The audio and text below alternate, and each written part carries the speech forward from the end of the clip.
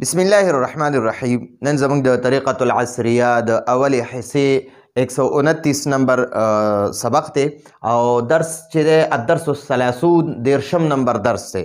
په دې 30 نمبر درس کې اول مونږ یو څه ضروري قواعد وي، د املا قاعدې مو ویلې، قانونونه مو وي او د هغې نه پس هم نن انشاءالله په نن درس کې به معانی الکلمات وایو، د الفاظ معنی، معانی الکلمات د الفاظ معنی. نو یو طرف ته الفاظ بل اړخ ته معنی دي. الفاظ دي تسألو، سأل یسألو معنی ده تپوس کول، سأل یسألو تپوس کول. نو دا څلورمه صیغه ده د واحد مؤنث غایب صیغه ده. تسألو معنی ده هغه یوه مؤنثه تپوس کوي، هغه مؤنثه تپوس کوي، هغه یوه ښځه تپوس کوي یا سوال کوي، هغه یوه ښځه تپوس کوي یا سوال کوي. اسأل دا بیا د امر صیغه ده. سړي ته چې وایي چې ته تپوس وکړه یا ته سوال وکړه، نو هغه ته به وایي اسأل، ته سوال وکړه یا ته تپوس وکړه. او چې ښځې ته وایي ته تپوس وکړه یا سوال وکړه، نو هغې ته وایي اسألي، ته سوال وکړه، ته تپوس وکړه. نو مذکر دپاره اسأل، ته مذکر سوال وکړه. ته یو سړی چې دی که نه، سړي ته چې وایي چې ته سوال وکړه، نو هغه دپاره به وایي اسأل. او چې ښځې ته وایي ته سوال وکړه، نو هغې ته وایي اسألي، ته مؤنثه تپوس وکړه، ته تپوس وکړه. ټیک شوه. او اجاب یجیبو معنی ده جواب ورکول، جواب ورکول. نو دا تجیبو څلورمه صیغه ده. یجیبو، یجیبانی، یجیبونه، تجیبو. تجیبو معنی ده هغه یوه مؤنثه جواب ورکوي، هغه مؤنثه جواب ورکوي، هغه یوه ښځه جواب ورکوي، هغه یوه ښځه جواب ورکوي. عجیب چې یو سړي ته وایي چې ته جواب ورکړه، نو هغه ته وایي عجیب، ته جواب ورکړه، ته جواب ورکړه. او چې یوې ښځې ته وایي ته جواب ورکړه، نو عجیبي، ته جواب ورکړه. تسمعو دا د واحد مؤنث غایب صیغه ده، څلورمه صیغه ده. هغه مؤنثه اوري. تسمعو هغه یوه ښځه اوري، یا تسمعو هغه اوري، هغه اوري. نو هغې نه مراد هغه ښځه ده، موجوده نه ده، غایبه ده. نو هغه اوري. تسمعو هغه اوري، تسمعو هغه اوري. اوس چې سړي ته وایي چې ته واوره، نو هغه ته به اسمع، اسمع، ته واوره، ته واوره، اسمع، ته واوره، اسمع، ته واوره. او چې ښځې ته وایي ته واوره، نو هغې ته به وایي اسمعي، ته واوره، اسمعي، ته واوره، اسمعي، ته واوره. اوس تقولو، قال یقولو معنی ده هغه وایي، قال یقولو معنی ده ویل. او تقولو څلورمه صیغه ده. یقولو، یقولانی، یقولونه. تقولو، تقولو هغه یوه ښځه وایي.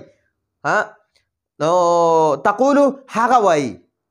تقولو اردو کې وایي وہ کہتی ہے، وہ کہتی ہے. مونږ پښتو کې وایو هغه وایي، هغه وایي، هغه یوه ښځه وایي. او قل سړي ته چې وایي چې ته ووایه، نو هغه ته به وایي قل، قل، ته ووایه، قل، ته ووایه، قل، ته ووایه. دا سړي ته د امر صیغه ده. نبي علیه السلام ته په قرآن پاک کې الله پاک ځای په ځای ویلي قل یا ایها الکافرون، قل هو الله احد، قل اعوذ برب الفلق، قل اعوذ برب الناس. ٹھیک شوه. قل اوحیه، قل اوحیه.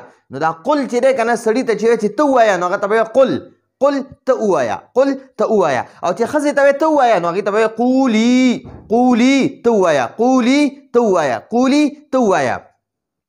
تأکلو، اکله یأکلو معنی ده خوړل، خوراک کول، خوراک کول. او تأکلو معنی ده هغه یوه ښځه خوراک کوي. تأکلو هغه خوراک کوي، تأکلو هغه خوراک کوي. ٹھیک شو جی. څلورمه صیغه ده، واحد مؤنث غایب.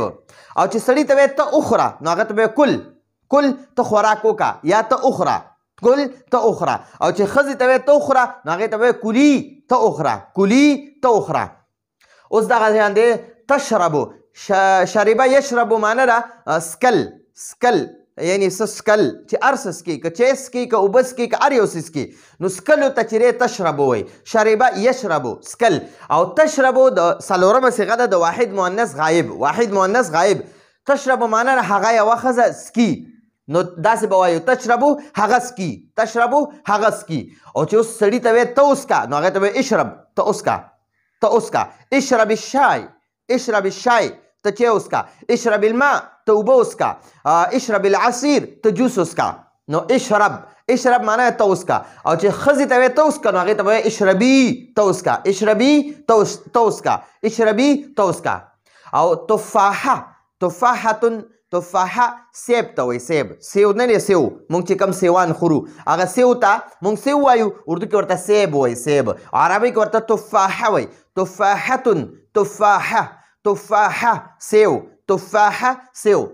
حلوه، حلوتن خوږ څیز ته وایي خوږ ټیک شوه خوږ یا خواږه څیزونه چې دي هغې ته حلوه وایي حلوتن یو حلوا وي حلوا چې موږ کومه حلوا پخه وخورو هغه نه دا حلوه هر یو خوږ څیز ته وایي حلوه خوږ څیز خوږ یورسلو ارسل یورسلو معنا ده لیږل یورسلو هغه یو سړی لیږي دا د واحد مؤنث غایب واحد مذکر غایب صیغه ده اوله صیغه ده یورسلو هغه لیږي او چې سړي ته ته ولېږه نو هغې ته به ارسل ته ولېږه نو اصل کې پکار دی ارسل ته ولېږه خو اکثر دا عرب ارسل استعمالوي ارسلي چې ښځې ته ته ولېږه نو هغې ته به ارسلي